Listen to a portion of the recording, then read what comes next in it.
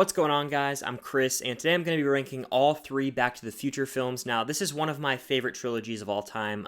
I grew up watching the first one constantly, and 2 and 3 I've seen quite a fair number of times, so I'm really excited to sit down and rank all three films. Before I give you guys my ranking, you should definitely head over to Trevor's channel, Film Geeks, as he's also doing a ranking of the Back to the Future films, so you can sit down, compare our rankings, see if we had the exact same one, see if they were similar or different. Definitely show him some love. He's got an awesome channel over there, and he's one of my great friends in the world. I also wanted to say that I really do enjoy all these movies, so I don't think there's a bad Back to the Future movie. Coming in at number 3 for me is Back to the Future Part 3. This movie came out in 1990, and it is essentially a Western, as it takes place in 1885, according to the timeline. If you've seen the other Back to the Future films, Marty has to go back to 1885, because that's where Doc gets transported to at the end of the second film.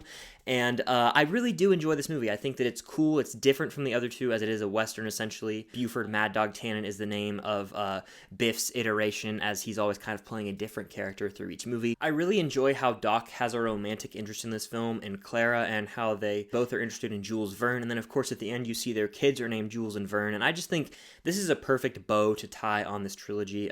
You get the epic locomotive sequence at the end that really puts you on the edge of your seat, because you don't know if they're going to make it, you don't know if they're not. And then, of course, the very end of this movie, it's just, your future's not written, I believe is what they say. It's so much fun. It picks up right where the second left off, and it's still a great movie. Coming in second place for me is Back to the Future Part 2. Now, this movie came out in 1989, and I really think this movie is super clever, and people don't give it enough credit. It essentially takes place around the same events of the first film, but there's a lot of attention to detail to the timeline so that things don't get too messed up.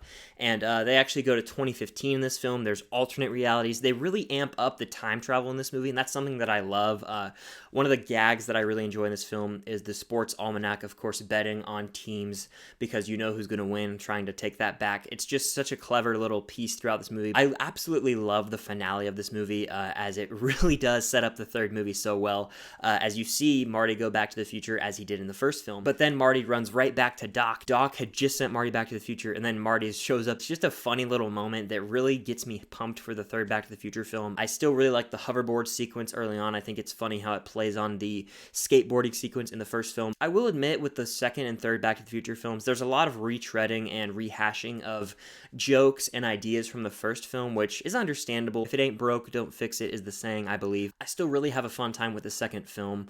Super clever in the way they handle the time travel, and October 21st, 2015, it was really cool that day. I remember all over on social media, and even in theaters, they were showing screenings of Back to the Future Part 2, because it's essentially Back to the Future Day. It's just such an awesome movie. But of course, my number one is Back to the Future, the film that started it all, the 1985 classic. This movie is lightning in a bottle, as some would say. I know that term gets used a lot, but it seriously does not stop from beginning to end. The attention to detail is brilliant, as in the opening sequence alone, you see it shows a bunch of different clocks. It shows that Doc Brown is not the greatest inventor, and then you see Marty is running late. From the start, you pair the guy who's running late in Marty McFly with the guy whose inventions don't really work, and then later in the film, you pair them together, and they have to get back to the future. It's like, against all the odds, they have to do this. It is brilliant. It's one of the smartest time travel movies I've ever seen. You could nitpick some little gripes with the way they handle it, but for the most part, it does make sense. I have a couple issues because time travel in itself is so confusing, because it's not a real thing, that it's hard for my brain to kind of wrap it around, but I don't really nitpick it. I just have such a blast with the adventure, as Marty is such a lovable protagonist. He ends up taking the place of his father George, as he wasn't supposed to mess up the timeline, and then he moves his father George out of the way, and his mom ends up falling for him, so he goes to the Doc Brown in 1955 asking for help, and it's just so clever the way everything is handled. George McFly is so funny. He's a nerd. Hey, you get your damn hands off her. Are you sure I have to swear? Such a quotable movie. 1.21 gigawatts. Great Scott! I could quote this movie for days. I love how clever it is. It's so funny. It's a coming-of-age movie in a sense as well, but the way Marty has to get his parents to get back together, and he has to deal with Biff, who he already had to deal with in the present day. There's layers and layers of writing that had to go for this movie. I think it all comes together brilliantly to make one of the quintessential, definitive 80s classic blockbuster adventure movies that everyone should see at some point in their life. It's one of my favorite films of all time. infinitely rewatchable. I could seriously sit here and gush about it for days. I have the poster. It's one of the coolest movie posters ever, and I just love Back to the Future. Yeah, so that's going to do it for my ranking of the Back to the Future trilogy. Hope you guys enjoyed. Like I said earlier, definitely head over to Trevor's channel, Film Geeks, and check out his ranking of the 3 films over there. He's got some awesome content, and we actually run the Film Saga podcast together, so you guys could feel free to check that out as well. Video versions drop every Monday here on the Film Stock YouTube channel, audio on Spotify and Apple Podcasts, and you can check us out on Instagram at the Film Saga Podcast. We have a ton of fun doing that, but thank you all for sticking around. Hope you all enjoy. Definitely consider hitting the like button. Comment your ranking of the Back to the Future films down below. I know that a lot of people probably have a similar ranking as mine.